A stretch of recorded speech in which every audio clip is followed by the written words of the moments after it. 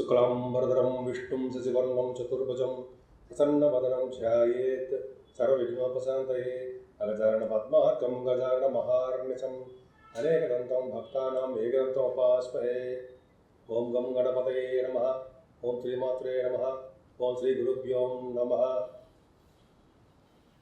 నా పేరు వాడ్రే ఆదినారాయణరావు శర్మ. నా నెంబరు 7075389589 7075389589. మా ఆది ఆస్ట్రాలజీని చూస్తున్నట్టు మీ అందరికీ, అలాగే విదేశాల్లో కూడా ఉంటూ నన్ను ప్రోత్సహిస్తున్నటువంటి మీ అందరికీ కూడా నా హృదయపూర్వక నమస్కారాలు. అంతేకాదండి, మన ఆది ఆస్ట్రాలజీలోనే మీరు జాతకాలు చెప్పించుకోవాలనుకుంటే date of birth, time of birth, place of birth 3 ఉండాలండి. చక్కటి జాతకాలు చెప్పుకోవచ్చు మనం. మీ ఫోన్ నేనే రిసీవ్ చేసుకుంటాను. ఇలా షూటింగ్స్లో ఉంటే మీరు వాట్సాప్లో మెసేజ్ పెట్టండి. మీకు ఏం కావాలో కూడా అవన్నీ పెడితే నేను మళ్ళీ రెస్పాండ్ అవుతాను. అంతేకాకుండా ఒక పెళ్లి ముహూర్తాలు జాతకాలే కాదండి, పెళ్లి ముహూర్తాలు, ఒడుగు ముహూర్తాలు, అలాగే మంచి మంచి ముహూర్తాలన్నీ కూడా మన ఆది ఆస్ట్రాలజీ తరఫున నేనే చేస్తూ ఉంటాను. మరెవరు కాదు, నేనే రెస్పాన్సిబిలిటీగా నేనే చేస్తుంటాను. మీరు మన వీడియోస్ నచ్చితే మీరు షేర్ చేయండి, ముఖ్యంగా లైక్ చేయండి, తర్వాత షేర్ చేయండి, సబ్స్క్రైబ్ చేయండి. బెల్ ఐకాన్ని నొక్కడం మాత్రం మర్చిపోకండి. బహుశా నా చెప్పిన వీడియోలన్నీ కూడా మీకు నచ్చాయని అనుకుంటున్నాను. సో మీరు మన ఆది ఆస్ట్రాలజీని మరింతగా లైక్ చేస్తూ ప్రోత్సహిస్తూ ఉన్నందుకు నా హృదయపూర్వక నమస్కారాలు. ఇప్పుడు మనం 11వ తారీఖు మే నుంచి 17వ తారీఖు మే వరకు కూడా 12 రాశుల వారికి ఎలా ఉండబోతోందో మనం తెలుసుకుందాం. కర్కాటక రాశి వారికి ఈ వారం మొత్తం కూడా చాలా బాగుందండి. ఒక్క కుజుడు మీ రాశిలోనే ఉండడము అంత అద్భుతమైన కాదు. ఎందుకంటే కుజుడు నీచ స్థితిలో ఉండడము, రాహు కేతుల మధ్యలో సర్పదోషం ఏర్పడడం జరిగింది. ఎక్సెప్ట్ మీ చంద్రుడు బయటకు వచ్చాడు. మిగతా గ్రహాలన్నీ సర్పదోషంలో ఉన్నాయి. సో కుజుడు అంత అద్భుతమైన వాడు కాదండి. చికాకులు, కోపాలు, మనస్పర్ధలు అవన్నీ రావడానికి అవకాశం ఉంది. పైగా మీరు రియల్ ఎస్టేట్ రంగంలో ఉంటే భూముల వల్ల నష్టాలు రావడానికి అవకాశం ఉందండి. పైగా మీ ఫైనాన్షియల్ స్టేటస్ మాత్రం ఏమాత్రం తగ్గదు. ఎందుకంటే ద్వితీయాధిపతి లాభస్థానంలోకి వచ్చాడు. ఖచ్చితంగా లాభాలు బాగా అధికంగా ఉంటాయి. మీ అన్నయ్యలకి చాలా బాగుంటుందండి. కర్కాటక రాశి వాళ్ళకి అన్నయ్యలకి చాలా అద్భుతంగా డబ్బులు బాగా సంపాదించుకుంటారు. వాళ్ళ అక్కయ్యకి కూడా చాలా బాగుంది. మీకు ఫైనాన్షియల్ స్టేటస్ బాగా పెరిగి తీరుతుంది వారంలో. అంతేకాకుండా మీరు జర్నీస్ చేస్తారండి. దగ్గర ప్రాంత ప్రయాణాలు చేద్దాము అనుకుంటారు, లేట్ అయిపోతుంటుంది. బయలుదేరుతుంటారు, ఏదో అపశకనాలు, లేకపోతే ఏదో చిన్న చిన్న ఇబ్బందులు, ప్రయాణాల్లో ఇబ్బంది అవి కలగడానికి అవకాశం ఉంది. మీ తమ్ముళ్ళు ఎవరైనా ఉంటే వాళ్ళకి కొంచెం చిన్న అక్కలు తమ్ముళ్ళు కానీ చెల్లి కానీ ఉంటే వాళ్ళకి చిన్న చిన్న ఇబ్బందులు ఉంటాయండి. ఏదేమైనా గురుడు 4th భావానికి దృష్టి పెట్టాడండి. గురుడు మారాడుగా 12 భావాలకు మారిపోయాడు కదా ఆయన. మారిపోవడం వల్ల ఏమవుతుందంటే గురుడు మీకు 4th భావానికి దృష్టి పెట్టడం వల్ల కంఫర్టబుల్నెస్ పెరుగుతుందండి. ఇంతవరకు మీరు చాలా కష్టపడ్డారు, ఇప్పుడు అంతగా సుఖాలు అనుభవిస్తారు. మీరు చాలా సుఖాలు అనుభవిస్తారు. ముఖ్యంగా సంగీతంలో బాగా మీకు మీరే సాటి అనిపించుకుంటారు. తర్వాత మీ మదర్ గారికి ఆరోగ్య పరిస్థితి, ఆర్థిక పరిస్థితి చక్కదిద్దుకుంటారు. అలాగే భూములు, వాహనాలు, గృహాలు ఇప్పటి నుంచి మీరు కొనుక్కోవడం మొదలు పెడతారు. ఎందుకంటే సంవత్సరం పాటు ఆయన పంచమ స్థానాన్ని 4th భావాన్ని చూస్తాడు కాబట్టి తిరుగు లేకుండా బ్రహ్మాండంగా మీరు ఉంటారు అని అర్థమైపోయింది. అంతేకాకుండానండి మీకు ఈ పంచమ స్థానాధిపతి కూడా మీకు నీచస్థితిలో మీరు ఉన్నాడు కాబట్టి మీ సంతానం వలన చిన్న చిన్న ఇబ్బందులు కలగడము, వాళ్ళ వలన ప్రాబ్లమ్స్ కలగడము, వాళ్ళు పైకి రావట్లేదే అని బాధపడము చిన్న చిన్న ఉన్నాయి. అవి భయపడకండి, భగవంతుడే సెట్ చేసేస్తాడు. గురుడు 6వ భావాన్ని, గురుడు దృష్టి 6వ భావానికి, మీ 6వ భావానికి గురు దృష్టి ఉందండి. చంద్రుడు కూడా 16, 17 తారీఖులో ఉన్నాడు. అంటే గజకేసరి యోగంలో ఉంది.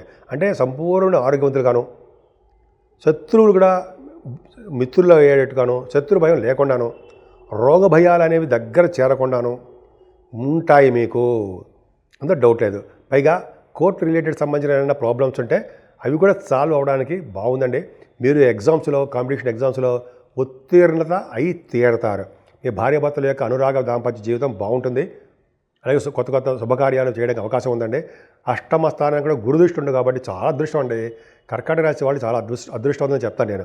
ఎందుకంటే 6వ భావానికి 8వ భావానికి గురు దృష్టి ఉంది కాబట్టి చక్కగా ఆరోగ్యవంతులుగాను, అదృష్టవంతులుగాను, ఐశ్వర్యవంతులుగాను, తలపుగా వచ్చే ధనయోగంతోనూ హాయిగా ప్రశాంతమైన జీవితంతో మీరు ఉంటారు. భాగ్యస్థానంలో శనితో కలిసి రాహు ఉన్నాడు కదా, శుక్రుడు కూడా ఉన్నాడు. భాగ్యస్థానంలో శుక్రుడు శని బ్రహ్మాండంగా ఉన్నారండి. అంటే మీరు విదేశ పర్యటన చేయడము, మీ వ్యాపార అభివృద్ధి కలగడము, కోల్ రిలేటెడ్ కానీ, లేకపోతే ఆటోమొబైల్, ఐరన్ కానీ, అయితే సిమెంట్ పరిశ్రమలు, ఇట్లా చెప్పుకునే లేకపోతే శని రాహుల్ కాంబినేషన్, కంప్యూటర్స్, సాఫ్ట్వేర్స్ అవన్నీ కూడా ఆ వ్యాపార అభివృద్ధి ఉంటుంది. విదేశ పర్యటన చేసి తీరుతారు.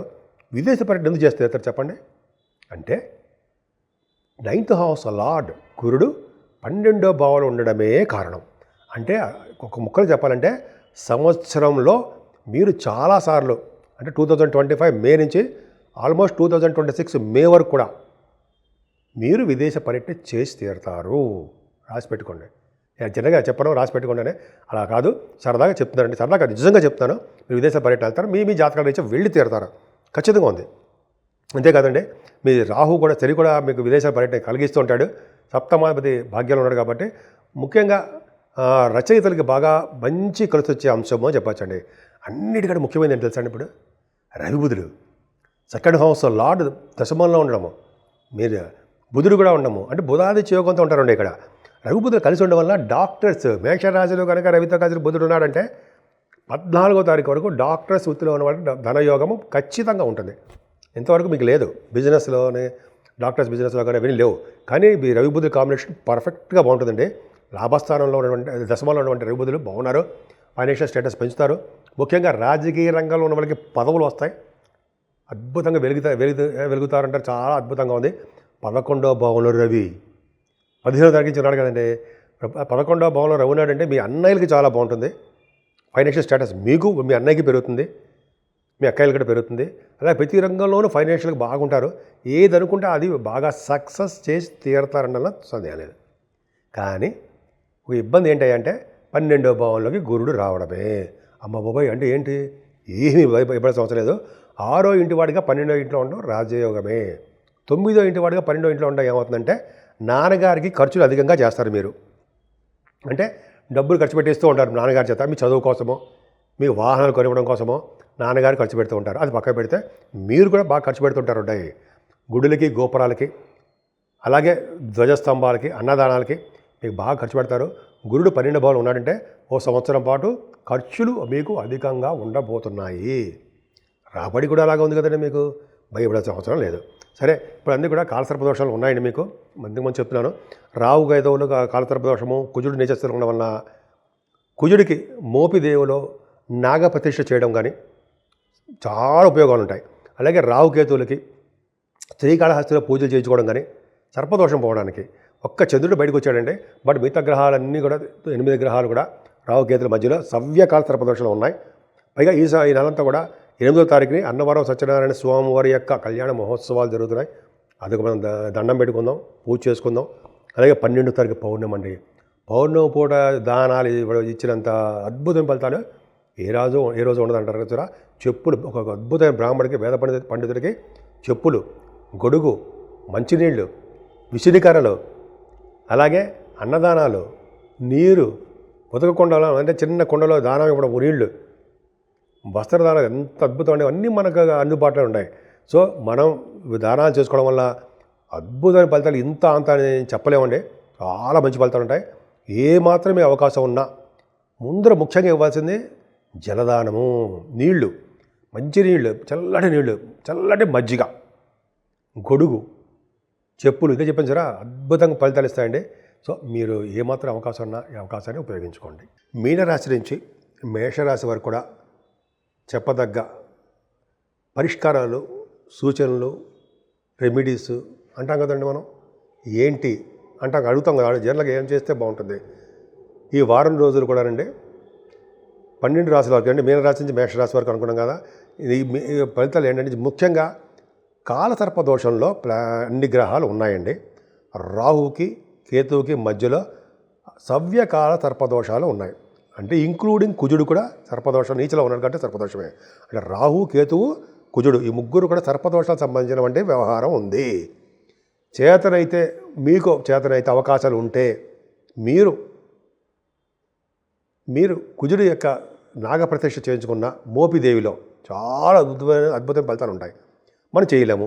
సుబ్రహ్మణ్య స్వామి వారి యొక్క దేవాలయ సందర్శన చేసుకున్న, సుబ్రహ్మణ్య స్వామి వారికి కళ్యాణం చేయించుకున్న, సుబ్రహ్మణ్య స్వామి వారికి ఆవు పాలతో పూజ చేసుకున్న అద్భుతమైన ఫలితాలు సర్పదోషం నుంచి బయటపడవచ్చు. అంతేకాకుండా రాహుకేతుల మధ్యలో దోషాలు ఉన్నాయి. 12 రాశుల వాళ్ళకి, 6 రాశుల వరకు ఎక్కువ ఉంది, 12 రాశుల వరకు మరింత ఎక్కువ ఉంది. కాబట్టి శ్రీకాళహస్తిలో సర్పదోషం గురించి సర్పసూక్తంగా ఏదో అంటారు కదా, మంజ సూక్తం అన్నట్టుగా మనం సర్పదోషానికి కొన్ని దోషాలు ఉంటాయి.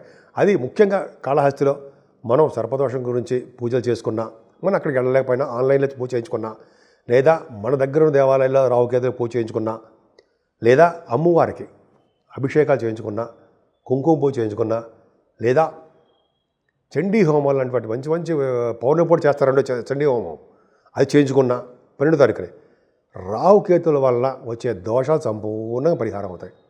అంతేకాదండి, ఈ వైశాఖ మాసం ఎంతో పవిత్రమైన మాసం, విష్ణుమూర్తికి అత్యంత ఇష్టమైన మాసం. ఈ మాసంలోనే శుభకార్యాలు బ్రహ్మాండంగా చేస్తుంటారు, పెళ్ళిళ్ళు అవి.